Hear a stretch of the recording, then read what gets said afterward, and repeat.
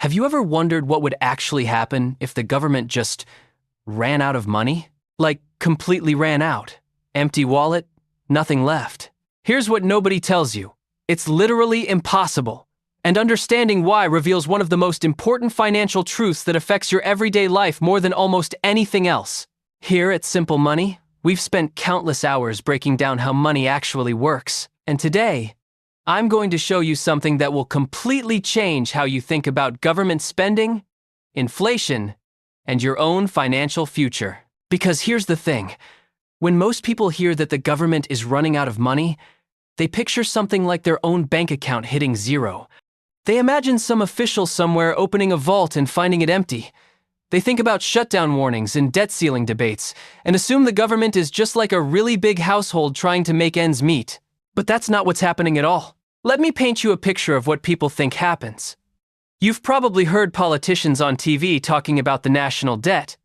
$20 trillion. 30 trillion. Numbers so big they don't even feel real anymore. And then someone stands up and says, "We're going broke. We can't afford this. We're leaving our children with an impossible burden." And it sounds scary, right? It sounds like we're heading towards some kind of financial cliff where everything just collapses. Here's what makes this so confusing for most people. In your own life, running out of money is very real, very possible, very painful. If you spend more than you earn month after month, eventually your credit cards max out. Your bank account goes negative. You can't pay your bills. The consequences are immediate and harsh. So when we hear the government is in debt or running out of money, we apply that same logic. We think, okay, they borrowed too much. They spent too much. Now they're going to face the same consequences we would. But here's where things get really interesting. The government can't run out of money. Not in the way you think. And the reason why reveals something about money itself that most people never truly understand. Let me explain what I call the printer paradox. Here's the thing about the United States government. Or really, any government that controls its own currency. They don't actually need to have money before they spend it. They create it when they spend it. I know that sounds insane. It sounds like I'm describing some kind of cheat code or illegal scheme. But this is literally how it works. When the government wants to spend money, they don't check a bank account balance first. The Federal Reserve, working with the Treasury, essentially marks up numbers in accounts. They credit accounts electronically. Money appears because they say it appears. Think about it this way. Where did the first dollar come from? Like, the very first one? Someone had to create it out of nothing, right? That's what governments do. They are the source of currency. You and I can't do this because we're currency users. We have to get dollars from somewhere. We work for them. We borrow them. We sell things for them. But the government? They're the currency issuer. They make the dollars in the first place. This is why you'll hear economists say that government debt is nothing like household debt. When you borrow money, you're promising to pay back something you don't control. When the government borrows by issuing bonds, they're borrowing back currency they themselves created. It's like if you could print monopoly money in your basement, and then your neighbor loaned you some monopoly money and you promised to pay them back with interest. You're not really in debt in any meaningful way because you control the printing press. Now here's where people get confused. They think, okay, if the government can just print money whenever they want, why do we pay taxes? Why does the government borrow at all? Why all this theater about debt limits and balanced budgets? Great questions. And the answers reveal something even more important. This brings me to what I call the inflation governor.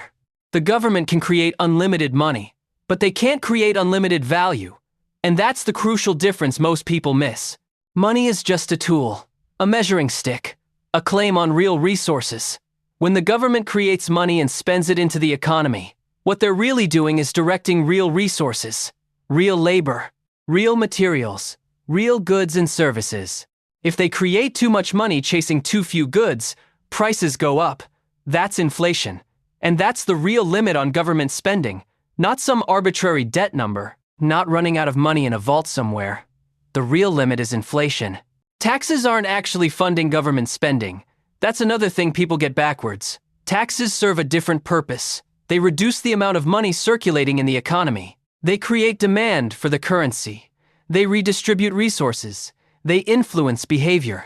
But the government doesn't need to collect your tax dollars before they can spend. They spend first, then tax back to control inflation and manage the economy.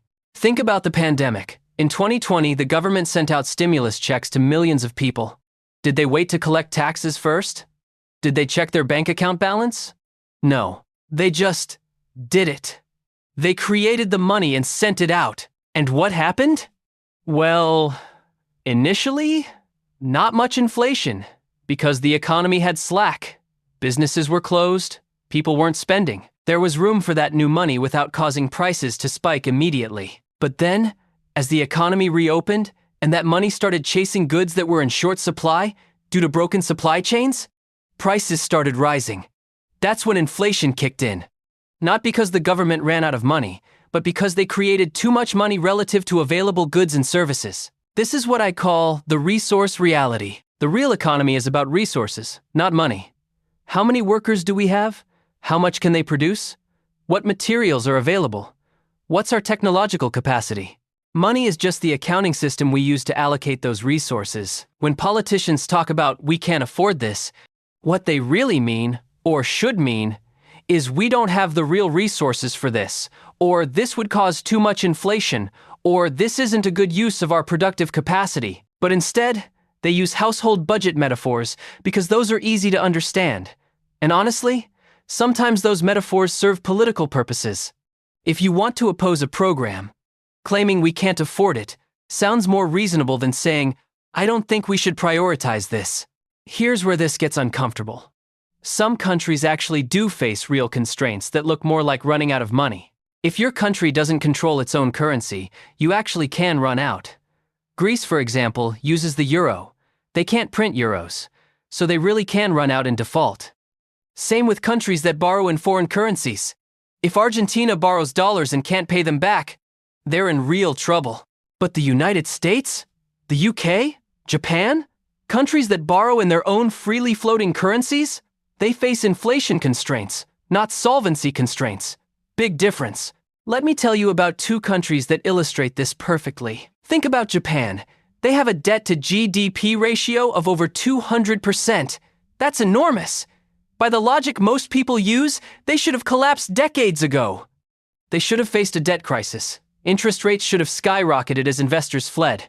But what actually happened? Interest rates stayed near zero, sometimes even went negative. Why? Because everyone understood that Japan controls the yen. They're not going to run out of money. The risk isn't default. The risk is inflation. And Japan actually struggled with deflation, not inflation, for most of the last 30 years. Now, contrast that with Greece in 2010. Their debt was much smaller as a percentage of GDP, but they faced a genuine crisis. Why? Because they don't control the euro. They actually could run out of money to pay their debts. They actually could default, and they nearly did. The difference isn't the size of the debt, it's who controls the currency. Here's what really determines whether a government faces a debt crisis. Can they print the currency they owe? If yes, the constraint is inflation. If no, the constraint is default risk. Most people don't understand this distinction, so they hear about national debt and think the government is about to go bankrupt like a person would. But that's not the risk. The risk is that too much government spending could cause inflation to spiral out of control. Now, here's the really important question. If the government can just create money, why don't they just pay for everything that way? Why not just print money for universal healthcare, free college, infrastructure, whatever people want? This is what I call the political theater. The truth is, the government could technically do all of that. The question isn't, can we afford it?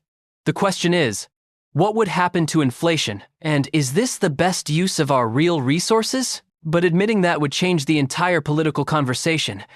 Instead of arguing about whether we can afford something, we'd be arguing about whether it's worth the inflation risk, whether it's the best allocation of real resources, whether it serves our priorities.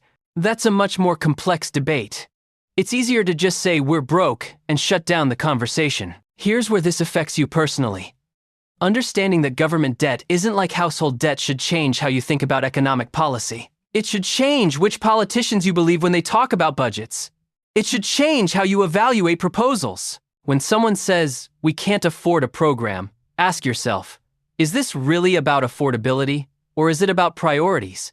Is it about real resource constraints? Or is it political theater? The government isn't going to run out of money. That's not the crisis we should worry about. The real questions are, how do we manage inflation? How do we allocate real resources wisely? How do we make sure government spending creates real value instead of just pushing up prices? Those are harder questions. They don't fit on a bumper sticker. But they're the real questions. Let me tell you about two people who understood this very differently. Meet Jennifer. Jennifer watches the news and hears about the national debt constantly. She's genuinely worried. She thinks, the government is spending money we don't have. They're mortgaging our future. Eventually, we'll face a reckoning. So Jennifer makes financial decisions based on this belief. She avoids government bonds, thinking they might default. She hoards cash, worried about some kind of collapse. She opposes any government program that would benefit her, thinking, we just can't afford this as a country. Jennifer isn't stupid. She's applying logic that makes perfect sense for a household. But she's missing the bigger picture about how sovereign currency actually works. Now meet Marcus. Marcus took the time to understand monetary systems. He realizes the government controls the currency. He knows the real constraint is inflation, not solvency. So Marcus makes different decisions. He recognizes that government bonds are actually extremely safe because the government can always pay them back in the currency they control. He evaluates government programs based on whether they're good policy, not whether the government can afford them. He votes based on priorities and real resource allocation, not fear about national bankruptcy. Marcus isn't some financial genius. He just understood one crucial thing that Jennifer didn't. The issuer of currency can't run out of that currency. The risks are different. The constraints are different. The whole framework is different. Here's what most people don't realize about this whole situation. The conversation about government debt is often deliberately misleading. Not because of some conspiracy, but because the reality is more complex than most people want to deal with. It's easier to say the government is like a household, even though it's fundamentally wrong. It's easier to talk about running out of money, even though that's not actually possible for currency issuers. It's easier to use fear about debt than to have nuanced conversations about inflation management and resource allocation. The people who succeed financially aren't necessarily the ones with the most knowledge, but they are the ones who understand which frameworks apply where. They know that household budget logic doesn't translate to sovereign nations. They know the government isn't going to run out of money in any conventional sense. They know the real risks are different from what headlines suggest. And that understanding allows them to make better decisions. About investments. About policy positions. About their own financial planning. The government running out of money isn't the crisis. The real crisis would be if we keep using misleading frameworks to make economic decisions. If we keep pretending government budgets work like household budgets. If we keep having the wrong conversations about the wrong constraints. The printer paradox, the inflation governor, the resource reality, the political theater. These aren't just abstract concepts. They're patterns that shape economic policy, influence your daily life, and determine what kinds of futures are possible. Understanding them doesn't require an economics degree. It just requires letting go of analogies that don't actually fit. It requires recognizing that currency issuers and currency users play by different rules. It requires asking better questions about what affordability really means. The question isn't whether the government can pay its bills. It can, always. The question is what happens when it does. That's the conversation we should be having.